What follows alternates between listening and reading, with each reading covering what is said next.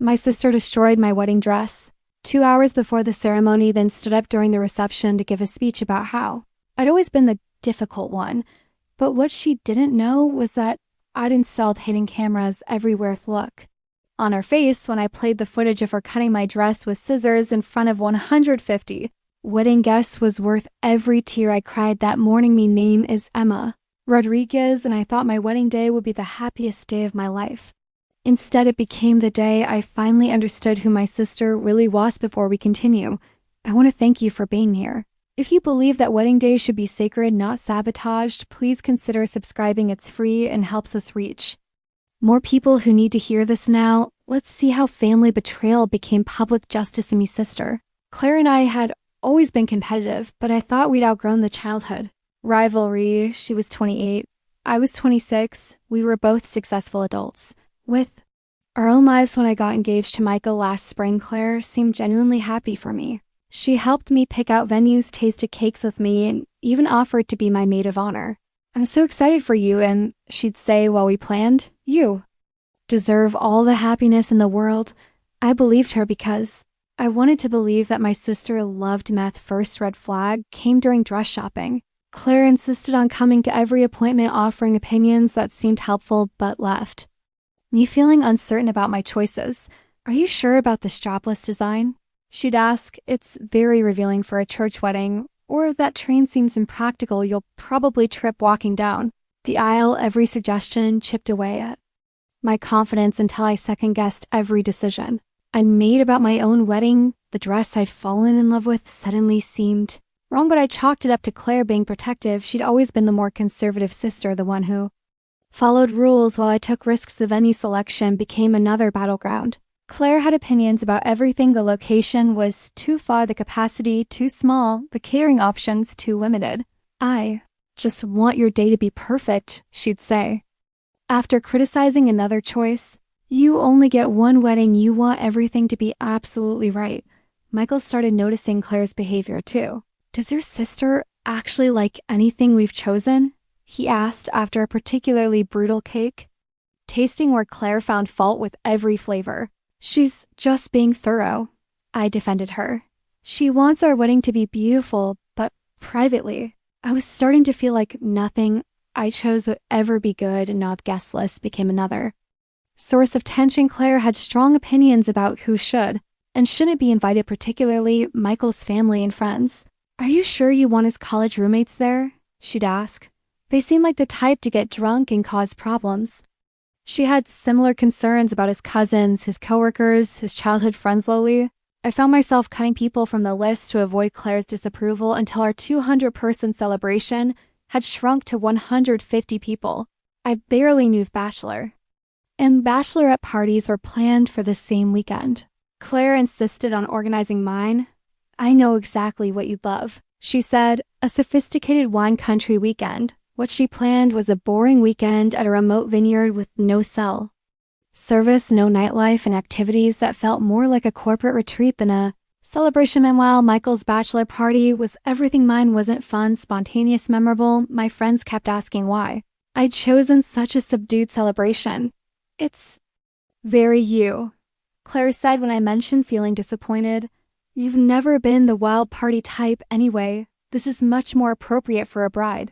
Appropriate, I was starting to hate that word. Claire used it constantly to justify why my choices were wrong, why her suggestions were better. 12 weeks before the wedding, Claire offered to help with final preparations. You're so stressed. Let me handle the details. You focus on being a beautiful bride. I was grateful for the help. Planning a wedding while working full-time had been exhausting. Claire took over vendor coordination, timeline management, and day of logistics. That's when things started going wrong. The florist called to confirm a completely different arrangement than what I'd ordered. Your sister said you'd changed your mind. They explained the photographer had been given a shot list that emphasized family photos over romantic couple shots. Claire said you wanted to focus on family memories. He told me even the music had been changed. The DJ had a playlist of classical pieces instead of the mix of contemporary and traditional songs Michael and I had carefully selected. When I confronted Claire about the changes, she seemed hurt. I thought you'd appreciate Me handling the details, you said you were overwhelmed. But these aren't the details we discussed. I said, this isn't what Michael and I wanted. Claire's expression shifted to something colder, more calculating. Maybe what you want isn't what's best for you, she said. I've been to a lot of weddings. I know what works and what doesn't. That night, I couldn't sleep something about. Claire's tone bothered me the way she'd said, what's best for you? Like I was a child who couldn't make good decisions. I decided to install security cameras in the bridal suite and getting ready areas, not because I suspected sabotage, but because I wanted to capture behind-the-scenes moments. Cameras were small, discreet devices that could record for hours. I placed them in the bridal suite, the hallway outside, and the storage room where my dress was hanging. It seemed like a fun idea at the time, a way to document the morning preparations and have footage to look back on. I had no idea those cameras would save my wedding rehearsal dinner went smoothly. Claire gave a beautiful speech about sisterly love and how proud she was of me. Everyone commented on how close we seemed. You're so lucky to have such a supportive sister. Michael's mother told me Claire clearly adores you. I smiled and agreed, but something felt performative about Claire's affection. The morning of the wedding, I arrived at the venue early to start getting ready. My hair and makeup team were already set up in the bridal suite. Claire arrived an hour later with coffee and pastries. For the bride and her entourage, she announced playing the perfect maid of honor.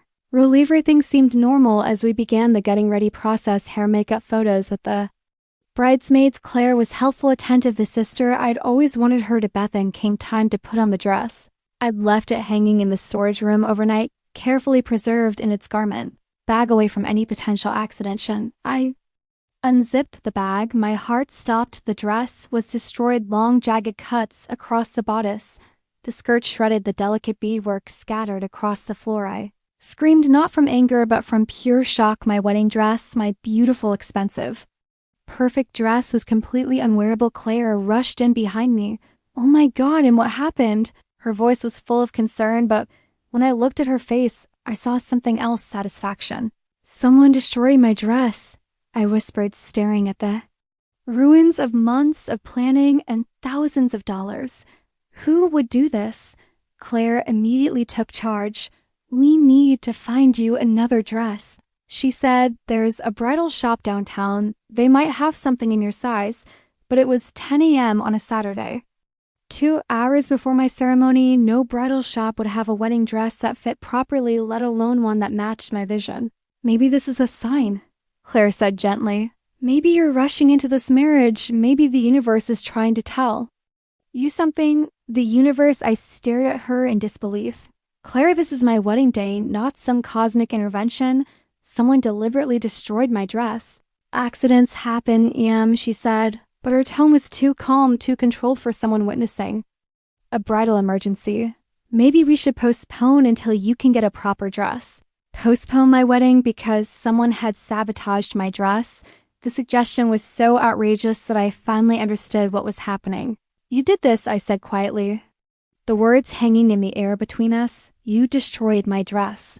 Claire's mask slipped for just a moment before she recovered. That's crazy. And you're in shock. You're not thinking clearly, but I was thinking more clearly than I had in months. All of Claire's behavior suddenly made sense of constant criticism. The changed vendors, the inappropriate suggestions. She hadn't been trying to help me. She'd been trying to sabotage me. Why? I asked, my voice breaking. Why would you do this to me? Claire's expression hardened, and for the first time I saw the real her. Because you don't deserve it, she said coldly. You've always gotten everything handed to you, the perfect job, the perfect guy, now the perfect wedding. Handed to me, I repeated. Claire, I worked for everything I have. But she wasn't listening. She was finally telling me what she really thought. You were always Mom and Dad's favorite, she continued. The pretty one, the smart one, the one who could do no wrong while I had to fight for every scrap of attention. The jealousy in her voice was decades old, poisonous, and all-consuming. She hadn't been protecting me or helping me. She'd been punishing. Many bridesmaids had heard the commotion and gathered in the doorway, their faces showing shock and confusion. My maid of honor had just confessed to destroying my wedding dress. Claire, that's enough, my best friend Sarah said, stepping forward. You need to leave right now. But Claire wasn't finished with her performance. I'm not going anywhere, she said. I'm the maid of honor. I have a speech to give about my dear sister and all her wonderful qualities. The malice in her voice sent chills down my spine. She was planning something else. Some public humiliation to complete her sabotage dates. When I remembered the cameras I'd installed the night before. If Claire had destroyed my dress in that storage room, it would all be on video, Sarah, I said quietly. Can you help me check something? I led her to my laptop where the camera feeds were stored and pulled up the footage from that morning.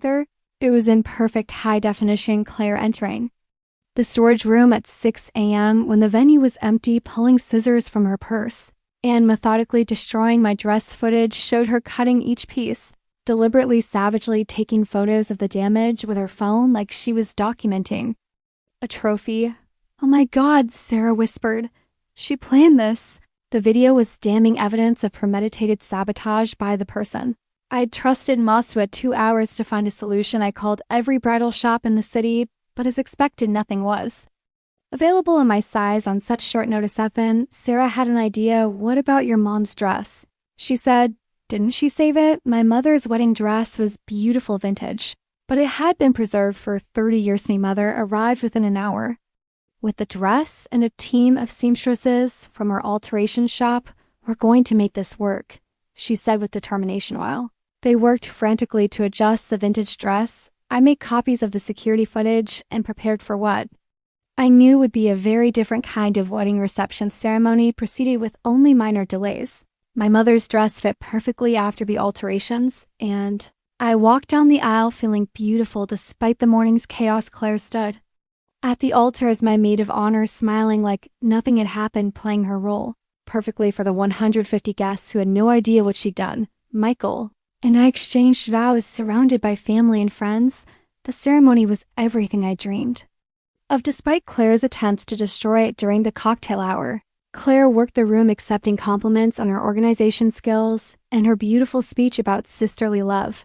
Claire did such an amazing job helping with the wedding. Guests kept telling me, you're so lucky to have such a devoted sister. If only they knew.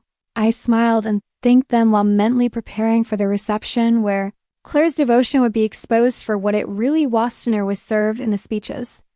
My father spoke about love and family. Michael's best man told embarrassing college stories.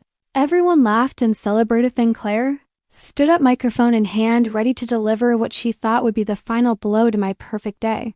I've known Emma my whole life, she began, her voice sweet and loving, and I have so many stories I could tell about my dear little sister. The room settled in for what they expected to be a heartwarming maid of honor speech, but I knew better. I'd seen the malice in Claire's eyes that morning. Emma has always been the dramatic one in our family, Claire continued, always making mountains out of molehills, always needing to be the center of attention. The room grew uncomfortable. Guests exchanged glances, unsure whether this was supposed to be funny or if something was wrong. Even today, Emma managed to create drama, Claire said with a laugh, claiming someone had sabotaged her dress when clearly she just had a wardrobe malfunction. That was my cue. I stood up and walked to the front of the room where the DJ had set up a large screen for the slideshow. Actually, Claire, I said, taking the microphone, since you brought up this morning's events, I think our guests would be interested in seeing exactly what happened. Claire's face went pale as I connected my laptop to the projection system. I installed security cameras to capture behind-the-scenes moments. I explained to the confused guests, I never expected to capture this. Footage began playing, showing Claire entering the storage room with scissors. The room fell completely silent in the screen. Claire methodically destroyed my wedding dress, cutting, shredding, taking photos of her handiwork. The evidence was undeniable. Gasps filled the room as guests watched my maid of honor, my own sister, deliberately sabotaging my wedding day. The footage spoke for itself. Claire tried to grab the microphone. This is taken out of context, she said desperately. You don't understand the whole story. But the video continued, showing her examining her work with satisfaction before carefully disposing of the scissors and leaving the room. The whole story, I said, taking back the microphone, is that my sister spent months sabotaging my wedding planning, and this morning she tried to destroy my wedding day entirely. The room erupted in shocked whispers. Guests stared at Claire with disgust and disbelief. The woman, who'd just given a speech about sisterly love, had been exposed. As the sabotaging parents rushed to the front of the room, my mother's face was white with shock. "Claire, how could you do this?" she whispered. Claire's mask finally fell completely. "Because she doesn't deserve any of this," she screamed. "Perfect Emma, with her perfect life, gets everything while I get nothing." The jealousy and hatred poured out of her in front of 150 people. The sweet, loving sister act was replaced by decades of resentment. "You've always been jealous," I said sadly. "But I never thought you'd try to destroy my wedding day." Claire laughed bitterly. "Destroy it? I was trying to save you from making the biggest mistake of your life."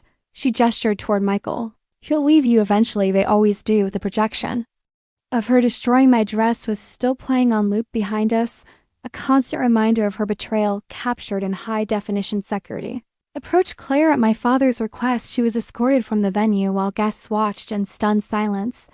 "I'm sorry everyone had to witness that," I said, addressing the room. "But I wanted you all to understand what really happened this morning." The response was immediate and overwhelming. Guests applauded my courage in exposing Claire's sabotage. Several people approached to offer support. "We had no idea," my aunt said. "Claire seems so helpful, so devoted. We never suspected she was working against you." The rest of the reception was actually beautiful without Claire's toxic presence. The celebration felt genuine, joyful, everything a wedding should be. Michael and I danced our first dance, while guests shared stories about overcoming family betrayal, about choosing your own happiness. Despite others' jealousy, mother apologized repeatedly. "I should have seen the signs," she said. "Claire's jealousy has been building for years. I just hoped she'd outgrown it, but I didn't want apologies. I wanted closure." The security footage had given me that proof that I wasn't imagining Claire's sabotage evidence, that I could trust my instincts. The video went viral after several guests posted clips on social media. "Sister destroys wedding dress caught on camera" became a trending topic. Claire tried to control the narrative, posting her own version of events on Facebook, but the security footage was irrefutable evidence of her betrayal. She claimed I'd set her up, that the cameras were a trap, but everyone could see the truth. She destroyed my dress and tried to gaslight me about a family fallout. Was swift and decisive. My parents cut contact with Claire until she agreed to therapy and made genuine amends. Me extended family rallied around me, sharing their own stories of Claire's manipulative behavior over the years, patterns I'd been too trusting to see. "She's always been jealous of you," my cousin revealed. "She used to complain that you got better Christmas presents, better grades, more attention." The wedding dress destruction was just the culmination of decades of resentment that Claire had hidden behind a mask of sisterly concern. Michael and I went on our honeymoon as planned, leaving behind the drama and focusing on our future together, the marriage. Claire had tried to sabotage. When we returned, Claire had been hospitalized for a mental health crisis. The exposure of her behavior had triggered a complete breakdown. I felt sad for her, but not guilty. She'd made her choices and faced the consequences of trying to destroy someone else's happiness. Security footage became evidence in a civil lawsuit my parents filed against Claire for the cost of the destroyed dress and emotional damages. Claire eventually agreed to pay restitution and undergo therapy, but our relationship was permanently damaged. Trust, once broken, is nearly impossible to rebuild. I kept the footage not out of spite, but as a reminder that sometimes the people closest to us are capable of the deepest betrayals. My mother's vintage wedding dress became my something old, something borrowed, and something that saved my wedding day. When my sister tried to destroy it, guests who witnessed Claire's exposure became some of our strongest supporters. They'd seen evil disguised as love, and they appreciated truth over performance. Claire moved across the country after the incident, unable to face the social consequences of her actions in our hometown. I occasionally wonder if she's gotten the help she needs, if she's learned to manage her jealousy and resentment, but I don't reach out. So bridges are burned beyond repair, and that's okay. Not every family relationship is worth preserving, especially when it's built on deception. Me wedding day taught me that real love supports and celebrates while fake love sabotages and destroys the security cameras revealed which kind Claire offered. If the story of wedding sabotage and family betrayal gave you chills, hit that like button right now. My favorite part was when Claire's own actions played back on the big screen in front of 150. Guess what was your favorite moment? Drop it in the comments below for more stories of family drama and standing up to manipulation. Subscribe and tap the notification bell